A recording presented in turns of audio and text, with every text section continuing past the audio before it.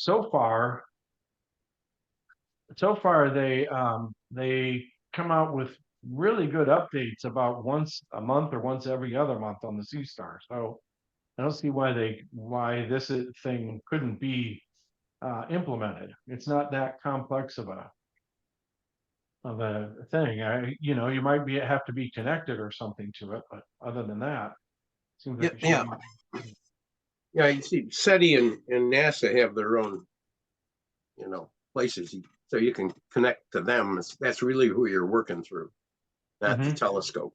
The telescope Yeah, has got the ability to go there, but the whole program is set up by those two things. So they have to have some kind of way to do that, yeah, coordinate it, and the people and all the other stuff. So it's not just looking at something; it's a lot of people looking at something and then going exactly, through the exactly. results. Yeah. So you wanted me to talk about the telescopes that are available to schedule versus as a smart telescope in the email Yeah, you sent me. yeah. I mean, it's something that I think is fascinating. I think it's really cool that we can do that because you put up the stats for that telescope that you used, and the OTA alone is $23,000, and the amount for it is another 23,000. Although if you buy them both together, you get money off. Yeah, how much? So Yeah, as long as you get 3 or 4% off, it's a deal. yeah, yeah. Well, I think it was five. I think you saved $500. If you were willing to spend, 44,000. Well, that particular organization, you can get in at $49.95 a month. Oh wow, how much time do you get? As much, well, that I don't know how much if they use it. You'll use it up and based on what your kind of telescope you're using and how much time you're reading on it. But I've been on it at $89 a month for a while, figuring it Mhm. would take me the rest of my life to get up enough money to get one of those telescopes or anything close to anything like that. But Yeah, yeah. I showed that to my wife. I'm like, so you think I spend too much on telescopes, huh? that's right. That'll keep them. They'll be very good silence after that. Yeah. But it's not like smart telescopes, and which was the other question you said. It's because uh, both organizations uh, are renting you the time on telescopes. It's not the same thing as smart. They are regular telescopes, just like we use, just bigger, and in places we can't get a hold of. So the telescopes all have software that automates obviously where they're going to, but also the entire night sky, like most people do if you've got ASI air and stuff like that on your telescope. So there's not much difference. It's a matter of the amount of software they've got behind it, the fact that it's in a dome somewhere or in a roll-off roof observatory mostly, with about 30 to 60 other telescopes, and you got your pick. So that's the major difference, I think. And And it's on the high plateaus of the Andes. well, yeah, they're all. You get to find out, like I did, it can be cloudy around the world in a Yeah, single day. sure, But sure. the one group, iTelescope, has Sighting Spring, is where they have their main thing with about, I'm guessing right now, 40 telescopes that goes there. And they go all the way from 4-inch to a 23, 17-inch, that kind of thing. And Sighting Spring's cool because it's dark a lot and it's clear a lot. And I've been there, and Mark has been there too because we were both on the same trip. And I was impressed as hell with that place and their telescopes. the big telescopes that they have there. And so they got Sighting Springs, they've got Utah in the North America. They have the Sierras in North America, in the mountains where it's good and clear. Utah is a new observatory. They probably got 15 telescopes in there. Their private person owns it. And then they've got Spain, Chile. So that's all good. These are all good skies. That's why it's useful to look at these things. So now the other one I talked about, which is SLU, is different but they use the same technique. They have telescopes in the Canary Island, and they're building an observatory in Chile.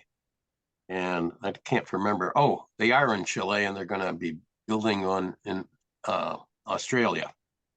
So, but the difference there is that's like a social network, and it's really kind of interesting. I've no participate because I'm totally asocial, I guess. But they have, there's like right now they're putting together teams of people to look at the eclipse all over the place, all over the world, and then they'll share their results and the live views as it's going on, you know, which is it's a fun thing to do. But so, and it's an educational thing. It's meant to be educational all the way from like 6th grade all the way to people who have gone through courses in college and stuff like that. So they're teams of people learning continuously in SLU. It's kind of a fun group. And they have the telescopes, and they set up missions, and you can jump on them. And literally, I did one night, I went to sleep, came back the next day, and they say your mission's completed, and bang, here's what it was. It turned out. And the telescope was a 17-inch, whatever the hell it was, and it was in the Canary Islands. So,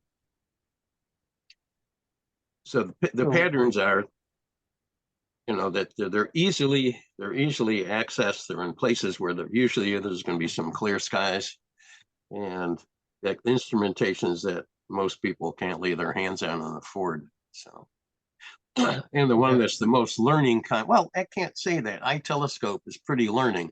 About once a month, perhaps 2 times a month, they have a scientist on to give a seminar on a Friday afternoon. You know, mostly astronomers, but mostly physicists, and some of them are online already. But the thing is that these are really great seminars because you learn a lot on that. Then they also have seminars on how to use the telescopes, and then they also have schools you can go to.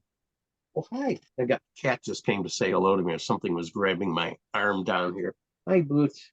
So the school classes you can take to learn how to use software to work everything. So, yeah, iTelescope I'm writing on it. You can't sit on it. Okay. Those are the main differences. I don't really, if there was more communication like Unistellar across organizations, I guess the other guys like C-Star and Dwarf would be able to fit into some of this educational part, but they're really not working on it. Well, I think you also have, C-Star. I don't know how long. Well, Dwarf is about the same release date as C-Star. They just came out in the last year, so they're pretty new. And it is you are buying, doing a $500 telescope instead of a $3,000 telescope. Yeah, well, $399 or whatever they are, $499. Yes, yeah. And I've got a Dwarf and a C-Star and a Unistellar, which I really like.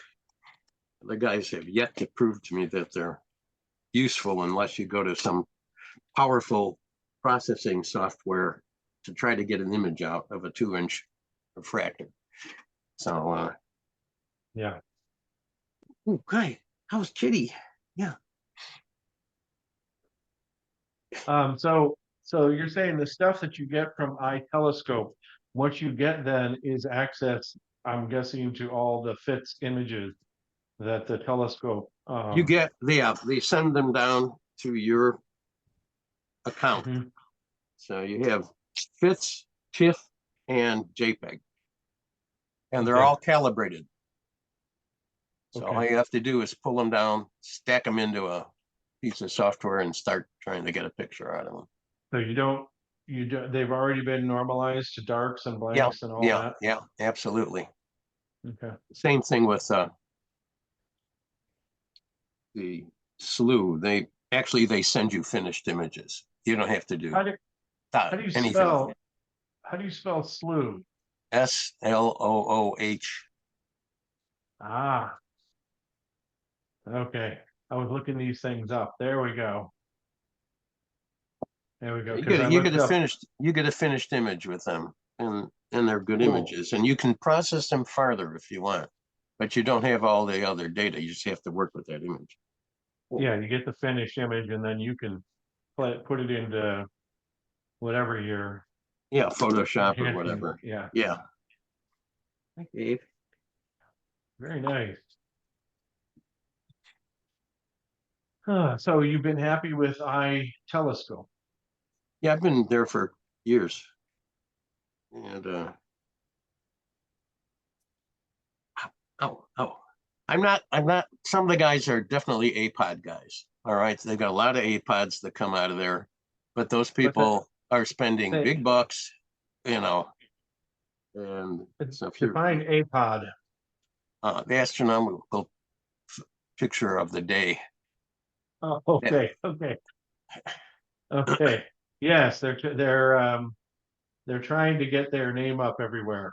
yeah, and then groups of them get together and do science. So Yeah, then they literally take the images, like the people who've reworked the Andromeda galaxy and found all of that good stuff for a team that of, blue, the yeah, blue yeah, nebula right, city. right. Now the original group that did that, because that came out like about a year and a month ago. Mhm.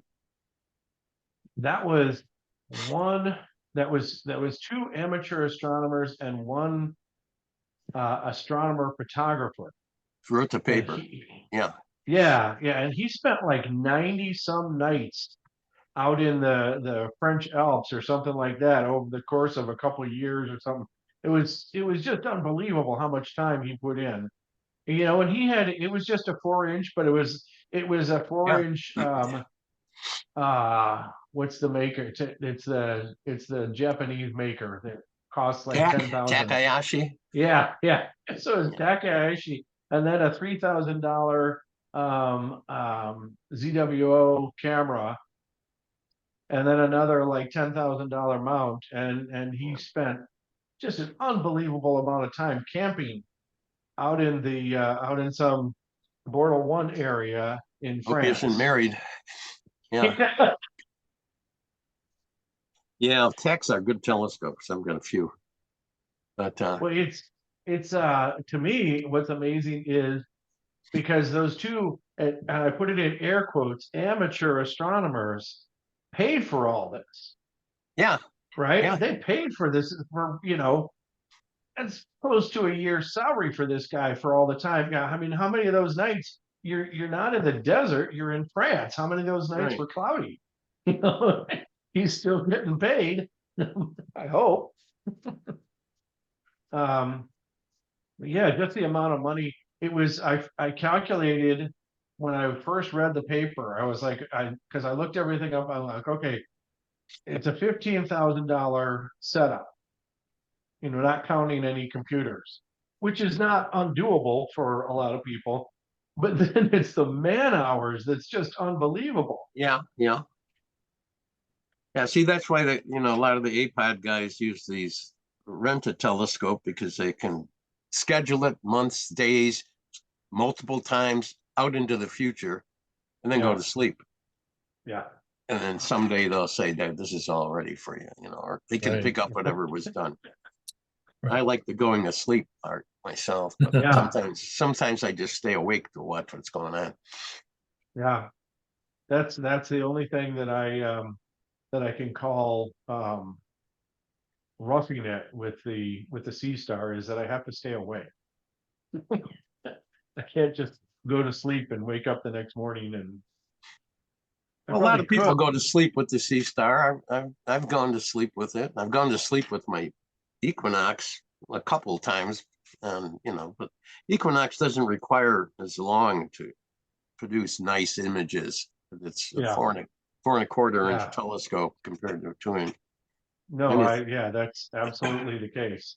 Um, yeah, I would guess that that is a lot faster. Um,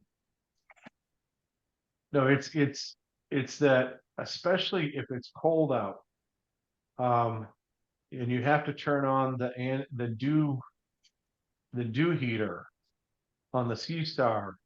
Um, it's got about a 5 hour lifespan, even if it's plugged in, at the point where it'll just run too low and it'll shut itself down, even if it's plugged in. That's been my experience. But that's like when it's 20 degrees or colder. oh, I've got a cold, so I've been avoiding that kind of stuff.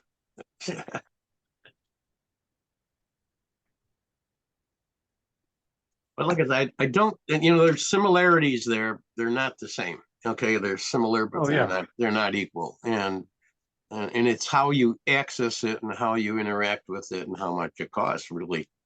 Um, so uh, I very seldom process a lot of the pictures I get. I just do nice. I might dive into the JPEGs and do a little stack because and then if I want to do one for a background, I'll do them. But and I did this one in Lily Lake with the 60 millimeter tack on the top of my need.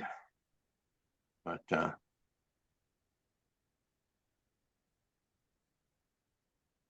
any other You said questions you put it about? on the you said you Pardon put me? it on the top of your mead. Yeah, I have a.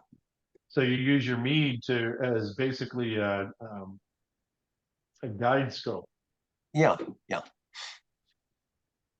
And the 60 millimeter is really tiny. I also have a little dioptron that carries the 60 millimeter. Where'd the cat go? Oh, no, I have to be careful.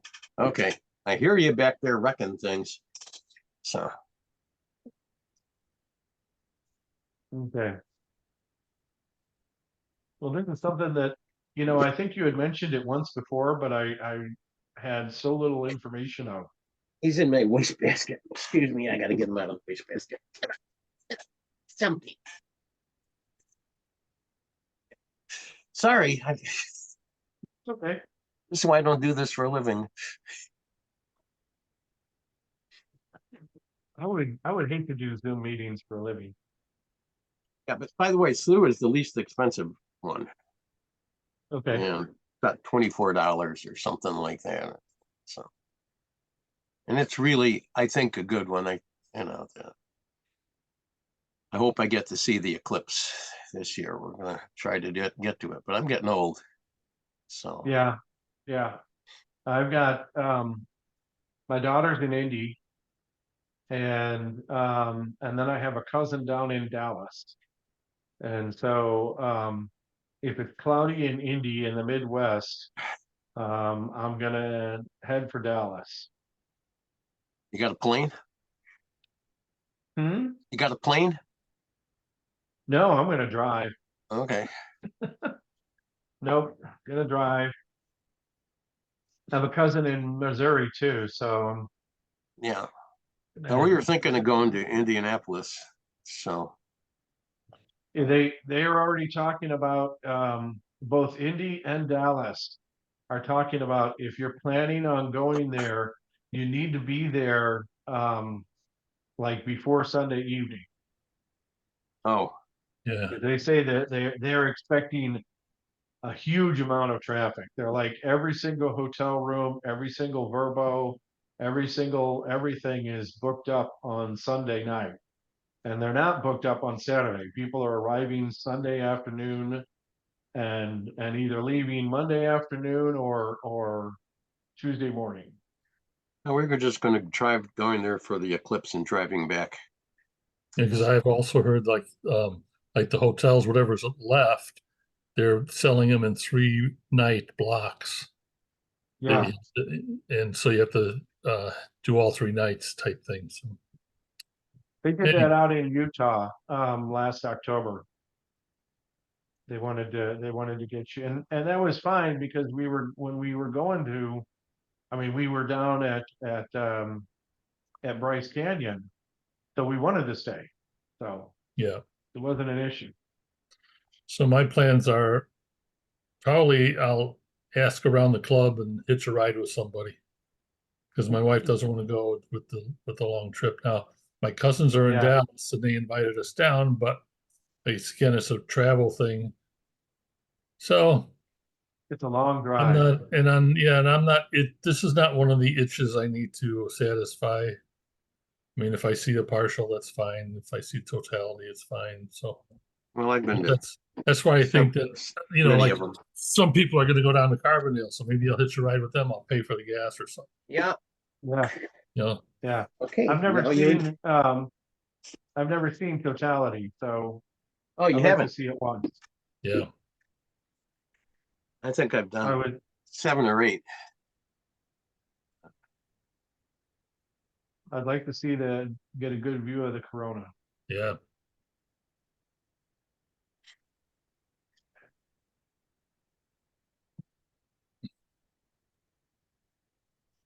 So we've got a outlook thing in Sycamore at a school or something for the eclipse. Actually, there's nothing official from our club. Oh, Brian's daughter is Samantha out there. And so he's going to stick around and help her out through the library or park district or something like that. But it's not an okay. official Fox Valley event. But there's 3 or 4, like on April 2nd, I'm going to give a talk. And then Mark just sent out a couple reminders of Boy Scouts. So we'll see who's around and Yeah. who has time to do this. I gave a talk at CAS in March. They had a pretty good turnout for that. I did the eclipse for that and ran into Dan Joyce there. Tony was the host, of course.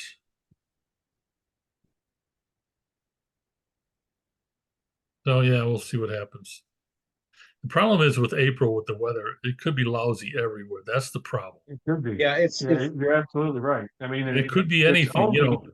It could be like, let's say you're going to go up Indianapolis, Cleveland area. Okay, that way you could run into a spring snowstorm. I'm not saying it will, but it's possible, right?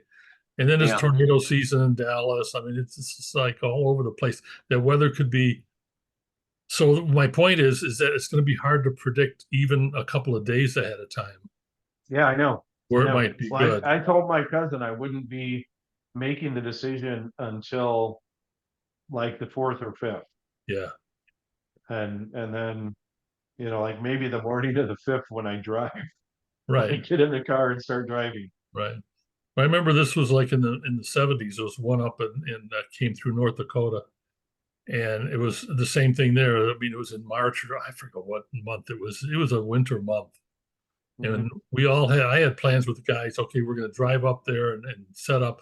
And then the weather was so socked in that whole winter, it seemed like the pattern. So we ended up not going up there. I don't remember what actually happened with the eclipse, but it was kind of risky to drive up there during that months of time, Yeah. in the Well, winter. that's, it's you're absolutely right. I mean, Dallas has a 20% better opportunity, but that just takes it from 50% to Right. 60%. Right, So it could still be pretty crappy. right. It is April. Right. And the storms that blow through there, like it could be Yeah. fine. And then you get the early afternoon, late afternoon thunderstorm line running through Fort Worth and all that. And You don't want to go down my there. parents used to live down there and, you know, they would just listen to the weather station at Fort Worth. They knew what was coming in Dallas. Mhm. Yeah, the one Anyway. in Missouri, we were 100 miles away. We got clouded out, but it was interesting. I put up a 360-degree camera, and it was interesting to see the effect of the Yeah, eclipse in the clouds, the storm yeah. clouds, but I still Yeah. didn't see it. But that was the only one we got clouded out on, and all 7 or 8 or 9 of them. I can't remember how Mhm. many. Yeah, you went to And China for one, didn't you? That was yep, yeah, I yeah, went there. Mark was there too. yeah. I That remember was you were talking about that. And the one in Libya, right? Libya, the Another Black one. Sea. Uh, So I've the been one in to Libya, Herman, you had audio of when the shadow was going, through the crowd of people, and you could hear the wave of reaction yeah, as the totality swept over the crowd. yeah, we And so that was another recommendation when I give these talks and say, okay, you know, record video so you can get the sound of, because that's the reaction of yeah, that yeah. is It's a stun. is part of it too. But then you're standing there going, good. Also, our first eclipse, we were in the Sea of Cortez, and it was a 6 minute and 45 second eclipse. Wow. Yeah. Well, That's six about minutes, as long as 45 you can get. seconds. Yeah. So that's one of the longest. I haven't heard of anything close to that, but that sold us on it. We just were Yeah. like sitting on the boat going, wow, you know, unbelievable. Okay, well, I recorded this, so I'll Oh post it God, up. you did? Yes. I'm just After kidding. Tom got on, I didn't record any of it when he couldn't get on. So No, but we got Herman with his cat, so that's good. That's yeah. right. Me and my cat here. Yeah. We still got the waste basket upside down so we can climb inside of it. And That's then one of the I'll stop recording now and then let's see.